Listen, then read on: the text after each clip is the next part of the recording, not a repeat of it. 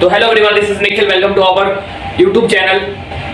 ये पूरा वीडियो उन बच्चों पे डेडिकेट है जो क्लास 12th में है। क्लास 12th में है जिन्होंने अभी तक पढ़ना स्टार्ट नहीं किया है या फिर पढ़ना स्टार्ट कर दिया है लेकिन थोड़ा बहुत स्टार्ट किया है। तो वीडियो में मैं आपको बिल्कुल बिलीव दिलाता हूँ कि आपका एक एक मिनट आपके लिए कीमती होगा, एक एक मिनट आपका यूजफुल होगा, एक भी मिनट आपका वेस्ट नहीं जाएगा, मैं गारंटी ले रहा हूँ। तो मैं वीडियो स्टार्ट करने से पहले मैं आपको बता दूं, अगर आपने ये वाली वीडियो नहीं देखा है best YouTube channel for class 12th, तो तुम जाके इस वीडियो को देख सकते हो। इसका मैं लिंक में डिस्क्रिप्शन में मिल जाएगा, तो उसमें जाकर वीडियो देख सकते हो। अगर तुम यूट्यूब चैनल अगर तुम्हें नहीं समझ में आया किससे पढ़े किससे नहीं पढ़े, टाइम वेस्ट हो रहा है ढूंढने में, तो ये बिल्कुल अच्छा वीडियो आपके लिए आप देख सकते हो। अगर आपका कोई भाई बहन अगर क्लास 10th में है या फिर दोस्त कोई क्लास 10th में, तो उनके लिए मैंने मैथ्स के लिए शॉर्ट नोट्स बनाना स्टार्ट कर दिया है। तो उसका इस वाले वीडियो के कमेंट बॉक्स में वो वाले फॉर्मूला का PDF मिल जाएगा, ठीक है। तो वीडियो के आगे बढ़ते हैं। तुम क्लास 12th में हो, तुमने भी पढ़ाई स्टार्ट नहीं किया तभी इस वीडियो में आए, या फिर तुमने थोड़ा बहुत पढ़ाई स्टार्ट कर दिया लेकिन अब नहीं समझ में आ रहा है कि मैं अब क्या करूँ, तो उसके लिए भी है। और कुछ बच्चे ऐसे हैं कि जो मतलब पढ़ने की ट्राई कर रहे हैं लेकिन हो नहीं पा रहा है कुछ कारणों के कारण, कुछ पढ़ना नहीं चाहते हैं, तो वो सोच रहे हैं कि अब पढ़ना मैं स्टार्ट कर दूं। तो आपको आइडेंटिफाई करना है कि आप किस कैटेगरी में, या फिर इन किसी भी कैटेगरी में आप नहीं आते हो, तो कमेंट करो कि हाँ मैं इस तीनों कैटेगरी में से किसी भी कैटेगरी में मेरा रोल नहीं है, मैं अलग ही कैटेगरी हूँ, तो वो भी रोल। या फिर एक और कैटेगरी हो सकता है कि तुम बहुत पढ़ चुके हो और तुम्हें कुछ अलग गाइडेंस चाहिए, है ना। तो मैं तीनों चारों को पूरा ट्राई करूँगा इस वीडियो में कवर करने के लिए। तो पहले मैं उनको ट्राई करता हूँ कवर करने का जो मतलब अभी तक पढ़ना स्टार्ट नहीं किए हैं, ठीक है, या फिर हम पढ़ने का ट्राई कर रहे हैं लेकिन हमसे पढ़ाई नहीं हो रहा। तो इन दोनों को पहले कवर करता हूँ। पहला वही कि जो अभी तक पढ़ना स्टार्ट नहीं किया है या जो तक पढ़ना स्टार्ट नहीं है, तो भाई तुम्हें मैं याद दिला दूँ, तुम्हारा एक क्लास 12th का बोर्ड है, वो तुम्हें भी पता है और मुझे भी पता है बोर्ड है, लेकिन तुम्हें याद दिला रहा हूँ क्योंकि तुम भूल चुके हो। अगर याद होता तो तुम पढ़ रहे होते, ठीक है। तुम नहीं पढ़ रहे हो, मक्कारी को तो रखो, कब तक चलेगा भाई मक्कारी। तुम बिलीव भी करो, मेरे पे विश्वास करो भाई, तुम भले किसी भी स्ट्रीम से हो, कॉमर्स हो, साइंस हो और आर्ट्स हो, ठीक है, किसी भी स्ट्रीम में, ओके। तुम अभी नहीं पता चल रहा तुम्हें, ठीक है, लेकिन जब तुम्हारा रिजल्ट बिगड़ेगा ना, तुम्हें बता दूं आगे किसी भी कॉलेज में तुम्हें एडमिशन लेने के लिए इतना परेशानी होगी, इतनी परेशानी होगी ना कि तुम एडमिशन करा नहीं पाओगे। तुम्हें क्या बोलते हैं, प्राइवेट में जाके एडमिशन कराना पड़ेगा, ऐसा वाला सीन हो जाएगा। एक वो बच्चे होते हैं जिन्हें गवर्नमेंट कॉलेज मिल जाता फिर प्राइवेट में जाते हैं एडमिशन करा रहे हैं, उनका अलग बात होता है क्योंकि उनको वो चीज़ नहीं मिल रहा होता गवर्नमेंट में, इसलिए प्राइवेट में जाते हैं। लेकिन तुम्हारा मजबूरी है तुम्हें प्राइवेट में लिखाना क्योंकि तुम्हारे नंबर नहीं है, ये है। और तुम्हारे बता दूं 12th के बाद तुम्हारा 12th का रिजल्ट बहुत इंपॉर्टेंट रोल प्ले करता है। जब तक तुम कॉलेज में एडमिशन नहीं करा लेते हो जब तक, उसके बाद तो चलो ठीक है थोड़ा नॉर्मल हो जाता है, लेकिन जब तुम्हारा अगर 12th में परसेंटेज कम है ना, तुम्हें कोई कॉलेज में एडमिशन लेने से पहले बहुत प्रॉब्लम आएगा। प्राइवेट में तो चलो हो जाएगा लेकिन गवर्नमेंट में बहुत प्रॉब्लम आएगा। अगर तुम मैथ्स से हो तो भाई प्राइवेट में भी प्रॉब्लम आएगा।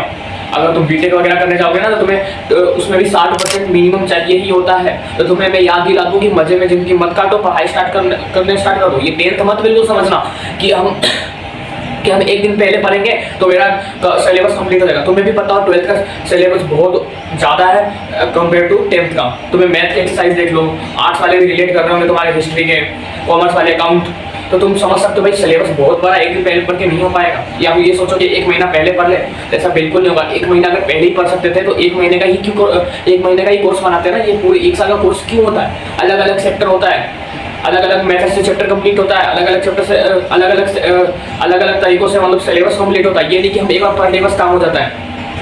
तुम्हें क्या करना होता है, पहले लेक्चर लेना होता है, सब स्टेप बाय स्टेप है। लेकिन तुम सोचते हो कि एक दिन पहले पढ़ के हम चले जाएंगे, तो नंबर भी उसी अकॉर्डिंग ही आता है। तुम अगर अभी से पढ़ना स्टार्ट करोगे ना तो तुम बहुत कुछ कर सकते हो। जैसे कि तुम्हारे चैप्टर कंप्लीट हुआ, उसके अंदर इंडेक्स क्वेश्चन किए, PYQ किए, DPP किए, अगर है तो तुम्हारे पास्ट ईयर क्वेश्चन किए, अगर तुम्हारा कोई बुक चलता है रेफरेंस बुक एग्जाम से रिलेटेड वो कर लोगे। लेकिन तुम अगर एंड टाइम पढ़ोगे तो तुम बस सिलेबस ही कर पाओगे। इसीलिए कह रहा हूँ अभी से पढ़ना स्टार्ट कर दो, जिससे तुम सिलेबस टाइम पे कंप्लीट करो और बाकी चीज़ भी कर सको।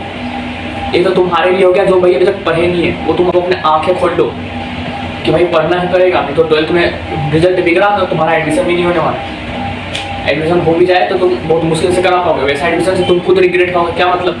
रिग्रेट एक बहुत बड़ा चीज़ है जो तुम्हें नहीं होना चाहिए। अगर तुम्हारे 60% भी आ रहा है तो तुम्हें रिग्रेट नहीं होना चाहिए, ऐसा वाला होना चाहिए। मैं ये नहीं कह रहा हूँ 90 नहीं आया तो तुम्हें रिग्रेट हो, तुम्हारे अगर 60 भी आ रहे हैं तुम्हें रिग्रेट नहीं होना चाहिए। नहीं भाई मैंने मेहनत किया था उसके अकॉर्डिंग आ गया, तो ये बात है। तो भाई पढ़ना स्टार्ट कर दो, भले वो किसी भी स्ट्रीम में हो। मैंने बहुत सारे बच्चे देखे जब तक एडमिशन उनका नहीं हुआ है कॉलेज में, वो होता है ना कनेक्शन लगा के मतलब एडमिशन कराना चाह रहे हैं। कितने लोगों ने प्राइवेट में कराया है, गवर्नमेंट कॉलेज नहीं मिला जिस फील्ड में उनको चाहिए था। तो इसलिए कह रहा हूँ कि पढ़ाई में फोकस रखो। ये नहीं कह रहा हूँ पूरे दिन पढ़ो, पूरे दिन पढ़ने की जरूरत नहीं है, मुश्किल से 4-5 घंटे पढ़ लो। समझ में आया?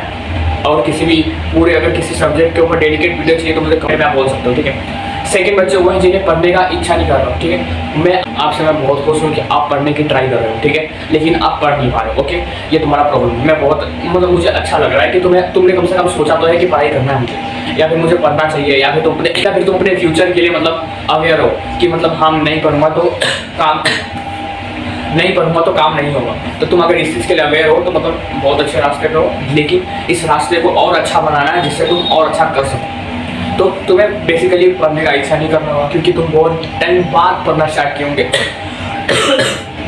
ठीक है। तो मैं 2-3 चीज़ बोलूँगा इसमें कि फर्स्ट तुम किसी पर्पस के लिए पढ़ो कि हाँ मुझे पढ़ना क्यों। खुद से पूछो कि मुझे पढ़ना क्यों। वो फैमिली हो सकता है, खुद हो सकते हो, कोई जॉब हो सकता है, कोई कॉलेज हो सकता है। तो तुम खुद से पूछो कि मुझे पढ़ना क्यों है। एक तो पर्पस बनाओ, उस पर्पस को जहाँ पढ़ते हो वहाँ चिपका लो कि मुझे पढ़ना क्यों है, उसके नीचे पर्पस किस लिए पढ़ना है, ठीक है। सेकंड, तुम अभी से ये मत सोचो कि मैं 4 घंटे बैठ जाऊंगा पढ़ने के लिए। 4 घंटे अभी से नहीं बैठ पाओगे, तो 4 घंटे तो नहीं बैठ पाओगे। तो बेसिकली ये है कि 1-1 घंटे से स्टार्ट करो, आधे घंटे से स्टार्ट करो। मैं ये नहीं कह रहा हूँ कि अगले दिन 10 मिनट बढ़ा दो, अगले दिन 20 मिनट बढ़ा दो, नहीं। 1 घंटा पढ़ोगे, तुम्हें पढ़ने का रुचि होगा, तुम खुद 2 घंटा पढ़ोगे, खुद, कोई मन से सोच के नहीं कि मुझे अगले दिन इतना पढ़ाना है। खुद सोच के, खुद अंदर से आएगा कि नहीं अभी थोड़ा और पढ़ना है, ऐसा वाला होगा। तो तुम्हारे लिए तो ये है बेस्ट। तो तुम कम से स्टार्ट करो, नेक्स्ट हो जाओ, ठीक है। दो सेक्टर तो मैंने कवर कर दिया है। थर्ड ये है कि हमें कुछ और बेटर करना है भाई। अगर सिलेबस कंप्लीट हो गया है तो तुम बहुत अच्छे ट्रैक पे हो। मैं ये नहीं कह रहा हूँ कि जो अभी तक पढ़ाई नहीं किया है या फिर जो पढ़ने का ट्राई कर रहे हैं उनका सिलेबस नहीं कंप्लीट हुआ तो तुम मतलब वो पीछे रह जाएंगे। भाई कवर कर लोगे, बस डेडिकेट के साथ पढ़ते रहना, तुम सब कवर कर लोगे, ठीक है। तो मैं इन बच्चों से बात करता हूँ। इसमें यह है कि तुम्हें कुछ बेटर करना है, ठीक है। तो तुम अच्छे तरीके से सिलेबस कर लिया, कंटिन्यू रिवीजन रखो उसको, ठीक है। इंडेक्स क्वेश्चन कर लो, एक्सरसाइज कर लो, ठीक है। ये जो चीज़ है ना, exercise, index question, chapter complete, notes revision, ये कंटिन्यू होने चाहिए। ये नहीं कि बार करके छोड़ दी, कंटिन्यू रखो इसको, कंटिन्यू रखो सब कुछ, ठीक है। सब कुछ कंटिन्यू रखो।